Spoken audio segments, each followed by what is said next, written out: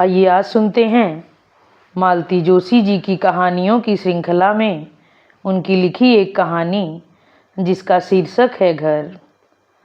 तो चलिए शुरू करते हैं कहानी घर। कहानी शुरू करने से पहले आप सभी श्रोतागणों से मेरा विनम्र अनुरोध है कि आप लोगों को अगर कहानी पसंद आए तो कृपया मेरे चैनल को सब्सक्राइब, वीडियो को लाइक और कमेंट करके ज़रूर बताइएगा कि कहानी आप लोगों को कैसी लगी। तो चलिए शुरू करते हैं कहानी घर। पिंटू ने पिल्ली को इतनी बेरहमी से जमीन पर दे पटका कि दीपू का नन्हा सा मन करुणा से पसीज उठा। इच्छा हुई कि पिंटू को कसकर एक झापड़ लगाए, पर पिल्ले को गोद में समेटते हुए उससे बस इतना ही कहते बना, ऐसे मारा जाता है कहीं, गूंगा जानवर है बेचारा, देख लेना भगवान जी तुम्हें खूब पाप देंगे। लेकिन इतनी सी बात पर भी दोनों भाई बहन उस पर चढ़ बैठे। बड़ा आया भगवान जी का भगत, हमारा पिल्ला है, हम मारेंगे, 1000 बार मारेंगे, मार डालेंगे, तुम बीच में बोलने वाले कौन होते हो। दीपू का सारा आवेश ठंडा पड़ गया। पिल्ला कब उसके हाथ से छिनकर पारुल के पास चला गया, इसका भी उसे होश न रहा। किसी अनाम दुख से सुबकता हुआ वह मम्मी के पास दौड़ गया। उनकी गोद में मुंह छुपाते हुए बोला, मम्मी हमें भी एक कुत्ता ला दीजिए न प्लीज। मम्मी हस्बे मामूल किताब पढ़ रही थीं। दीपू की गुहार उनके कानों तक पहुंची ही नहीं। खींच कर उसने किताब खींच ली। क्या है रे, क्यों तंग कर रहा है, मम्मी चीखी। पढ़ते समय कोई परेशान करे तो उन्हें बहुत गुस्सा आता है, पर दिन भर ही तो पढ़ती रहती हैं, अपनी बात कोई कहे भी तो कब। कॉलेज क्या जाने लगी हैं, दीपू की तो मुसीबत हो गई है। अब बोलना क्या बात है। हमें कुत्ता चाहिए, उसने कुनमुनाते हुए अपनी फरमाइश पेश की। लकी है तो वह तो पिंटू का है, तो क्या सबके लिए अलग अलग कुत्ते आएंगे। वह अकेला ही तो घर भर की नाक में दम किए रहता है। लेकिन पारुल पिंटू हमें छूने भी नहीं देते, हमें तो अपना वाला चाहिए। चाहिए तो पर रखोगे कहाँ, अपना सिर छुपाने के लिए तो ढंग की जगह नहीं, मम्मी ने भुनभुना कर कहा। दीपू ने अपने चारों ओर देखा। मम्मी ठीक ही तो कहती हैं, कितना छोटा सा तो कमरा है। वो तो दीपू की खटिया दिन भर मम्मी के पलंग के नीचे बनी रहती है, नहीं तो हिलने की भी जगह न रहे। नानी का पूजा वाला कमरा तो है, उनकी खाट और ठाकुर जी तो अब स्टोर में पहुंच गए हैं, नहीं तो शायद इसी कमरे में उनकी खुल्ल खुल्ल खांसी भी रात भर सुननी पड़ती। मम्मी तो फिर से अपनी पुस्तक में खो गई थी। दीपू उनकी गोद में पड़ा पड़ा सोचता रहा। फिर कुछ देर बाद ऊब कर बाहर चला आया। कंपाउंड में पिंटू के दोस्त जुड़ाए थे, शायद क्रिकेट खेलेंगे। अपमान का घाव ताजा था, इसीलिए वह चुपचाप बरामदे में खड़ा निमंत्रण की राह देखता रहा। लेकिन पिंटू के पास ढेर से साथी थे, वह नक्कू क्यों बनने लगा। उनका खेल मजे में शुरू हो गया। फिर वहां खड़े रहना दीपू को बड़ा दयनीय सा लगने लगा। वह हाल में चला आया। गोल मेज पर ढेर सारी पत्रिकाएं पड़ी थीं। उन्हें लेकर वह सोफे पर बैठ गया और तस्वीर देखने लगा। सबका बच्चों वाला पेज उसने पढ़ डाला। कविताएं रट लीं, पहेलियां के उत्तर याद कर लिए। अब कोई कुछ पूछेगा तो पिंटू और पारुल मुंह ताकते रह जाएंगे। राजा बेटा तो दीपू ही बनेगा। शू शू, दीपू जी सोफे पर पैर लेकर नहीं बैठते, कितनी बार मना किया है। उसने चौंक कर देखा। मामी जी पता नहीं कब कमरे में आ गई थीं। पता नहीं कब उसने पैर ऊपर कर लिए थे। अनजाने में ही हो जाता है सब। वह चुपचाप बैठा अपराधी भाव से मामी जी को देखता रहा, जो यहाँ वहाँ से कागज के टुकड़े बीन रही थीं। मामी जी, उसने साहस बटोरते हुए कहा, पिंटू हवाई जहाज बना रहा था। यह कचरा उसी का फैलाया हुआ है। कोई भी फैलाए बेटा, डांट तो हम ही को खानी है। मामी जी ने कसैले स्वर में कहा, तो उसे लगा व्यर्थ ही अपनी सफाई देता रहा वह। मामी जी को आजकल उसकी कोई भी बात अच्छी कहाँ लगती है। पहले वाला लाड़ प्यार जाने कहाँ चला गया। होता क्या है कि बच्चे चाहे लड़ाई करें चाहे शरारत, नानी जी उसका पक्ष ले लेती हैं और डांट पड़ती है पिंटू पर, पारुल पर। मामा जी भी अपने बच्चों को ही घुड़क देते हैं, उससे कोई कुछ नहीं कहता। इसीलिए हर बार मामी जी का मुंह फूल जाता है, बच्चे भी उससे कट जाते हैं। इससे तो अच्छा है थोड़ी डांट पड़ जाया करे, तब इतना अकेला तो नहीं पड़ जाएगा वह। इससे तो सचमुच गांव में अच्छा लगता था। डांट पड़ती तो सबको एक साथ, दादाजी खुश हो जाते तो सबको एक एक चवन्नी इनाम मिलती। तब कुल्फी वाले की राह देखने में कितना मजा आता। दूर से उसकी साइकिल की घंटी बजती और सब दौड़ पड़ते। यहाँ तो कुल्फी का नाम भी ले ले तो गजब हो जाए। गांव में सचमुच आनंद था। खूब लंबा चौड़ा घर, दूर दूर तक फैले खेत, बच्चे कहाँ समा जाते पता ही नहीं चलता। मजे से कुएं पर नहा रहे हैं, गन्ना चूस रहे हैं, पेड़ से कच्ची अमियाँ तोड़ रहे हैं, कोई रोकता नहीं था। न दिन भर जूते मोजे पहनने की बंदिश थी, न बार बार सॉरी और थैंक यू कहने का झंझट। डाइनिंग टेबल पर करीने से बैठकर तमीज से खाना खाने का सिरदर्द भी नहीं था। बस जब भी भूख लगी दादी के गले में बाहें डाल दी या ताई जी की साड़ी से लिपट गए, फौरन मम्मी को हुक्म हो जाता और वह चुपचाप थाली लगाकर ले आती। यहाँ तो डांटने ही लगती हैं, जाने कौन से अकाल से चला आया है, दिन भर भूख भूख ही चिल्लाया करेगा। अब उसे बार बार भूख लग आती है तो वह क्या करे। अंग्रेजी स्कूल की समस्या न होती तो वह गांव में ही बना रहता। मम्मी चाहे यहाँ चली आती, यहाँ उसे जरा अच्छा नहीं लगता। मम्मी सुबह कॉलेज चली जाती हैं, दिन भर या तो पढ़ती हैं या बुनाई लेकर बैठ जाती हैं। पापा को लंबी लंबी चिट्ठियाँ लिखने का काम और पाल लिया है। अब दीपू को भूख लगती है तो वह किससे कहे। मामी जी के पास जाने की हिम्मत नहीं पड़ती। नानी माँ लाड़ तो सब करती हैं, पर उनसे होता हवाता कुछ नहीं, बस बैठे बैठे आर्डर दिया करती हैं। मम्मी ने तो जैसे किचन में न जाने की कसम ले रखी है। यह भी नहीं होता कि एक आध बार नानी की चाय ही बना दें। कभी कभार मम्मी रसोई में चली जाया करें तो दीपू की भी पहुँच हो वहाँ। कितने दिन हो गए हैं उसे आटे की लोई से चिड़ियाँ बनाए हुए। भिंडी के डंठलों से दीवार पर चित्रकारी करना भी वह जैसे भूलता जा रहा है। ताजे उबले आलू में नमक लगा कर खाने की बड़ी इच्छा होती है, पर मन मार कर रह जाता है वह। कड़ाही में सिसकते हुए मूंगफली के दानों की सुगंध से उसके मुंह में पानी भर आता है। पिंटू उसके हिस्से के 4-6 दाने उसे पकड़ा भी जाता है, पर उससे मन कहाँ भरता है। मन में तो यही लगा रहता है कि इस पिंटू के बच्चे ने जरूर बेईमानी की होगी। नारियल की गरी कसने के बाद जो सफ़ेद सफ़ेद सा मीठा हिस्सा बच रहता है, घर पर हमेशा उसके ही हिस्से में आता है। पर यहाँ तो 3-3 दावेदार मौजूद हैं। उसे पिंटू की तरह झपटना भी तो नहीं आता। मम्मी का डर बना रहता है। फिर पेटू कहलाने की चिंता भी हमेशा सिर पर सवार रहती है। सोफे पर पाँव रख दो तो लोग कैसे कैसे देखने लगते हैं। फिर खाने के लिए जिद करना तो बहुत बड़ी बात है।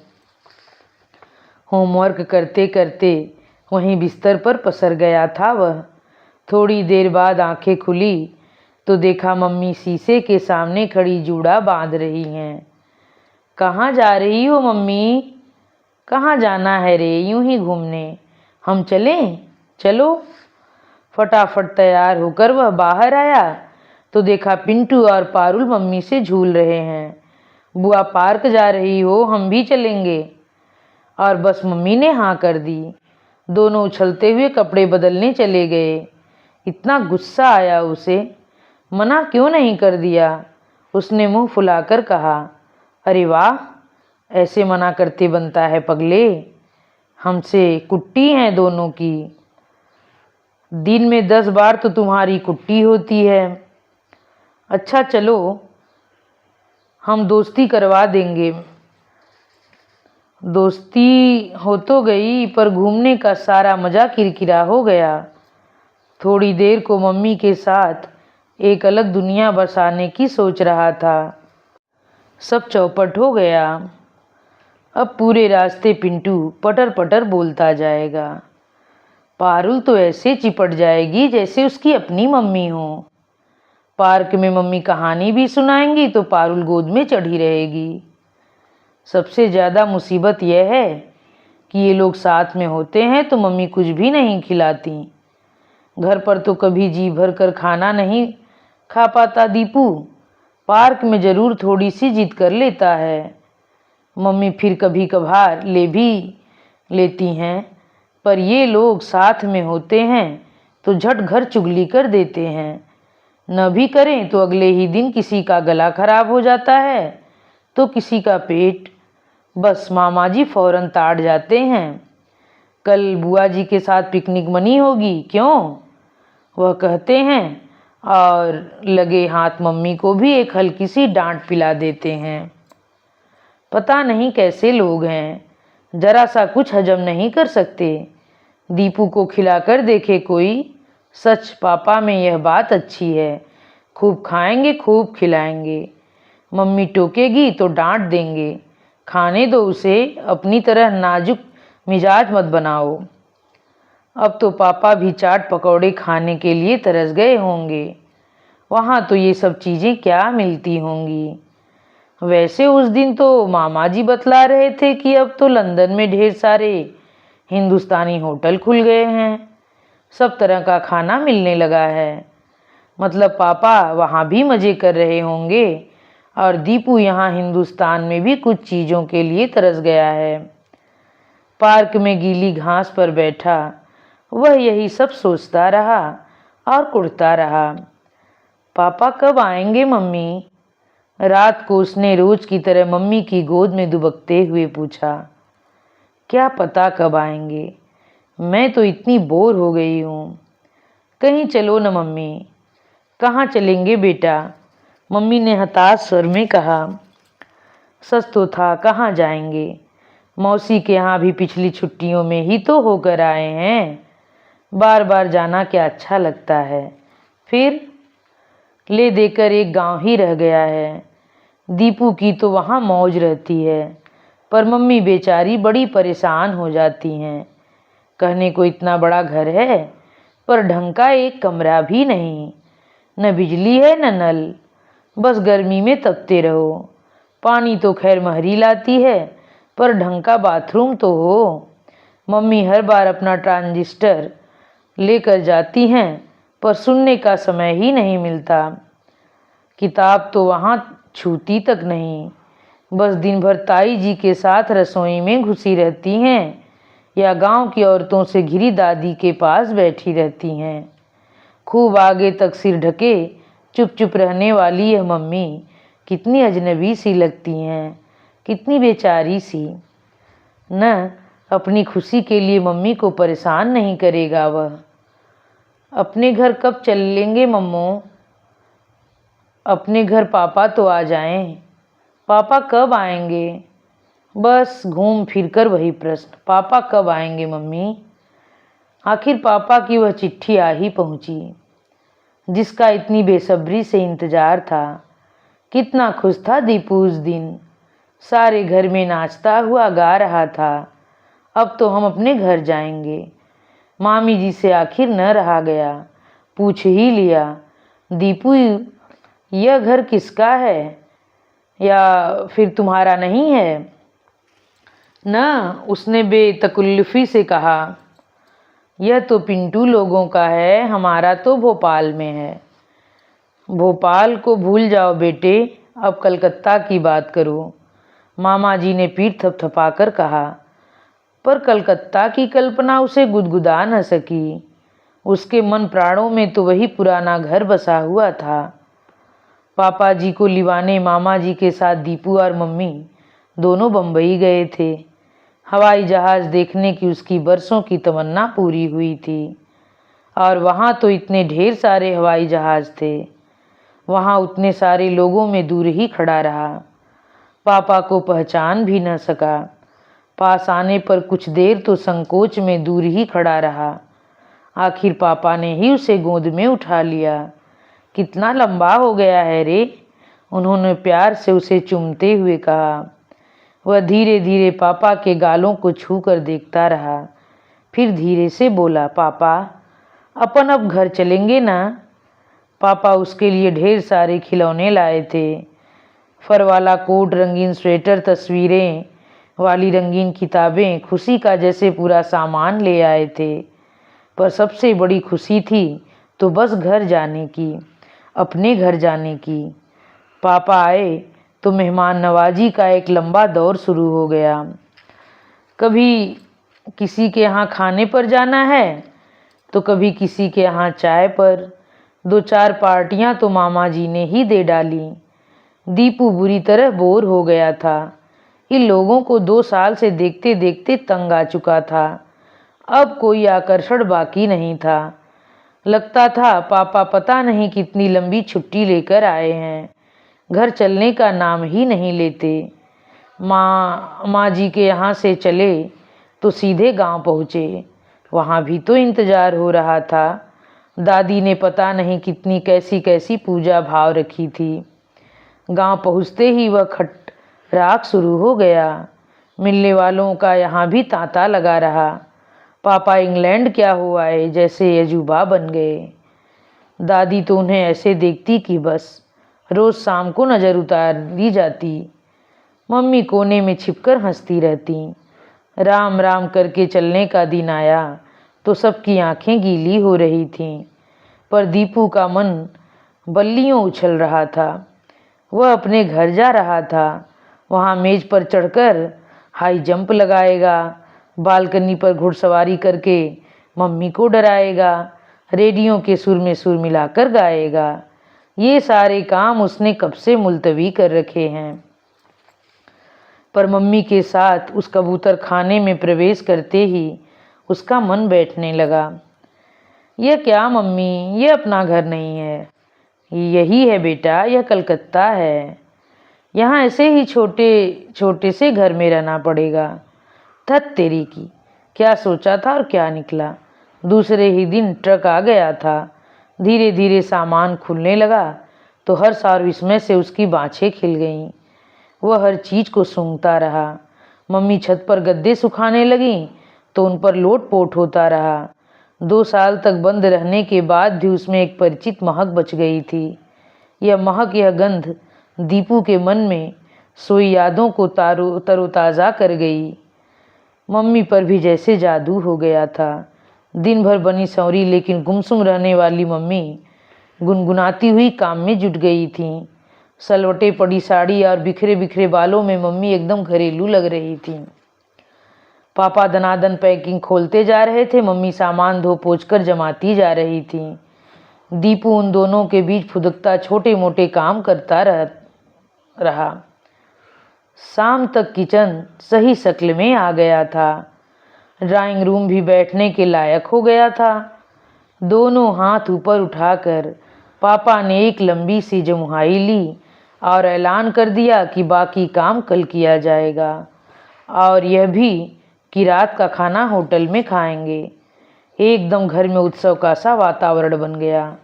उसके हाथ मुंह खूब अच्छे से धुलवा कर मम्मी ने उसे नए लंदन वाले कपड़े पहना दिए और खुद नहाने चली गई।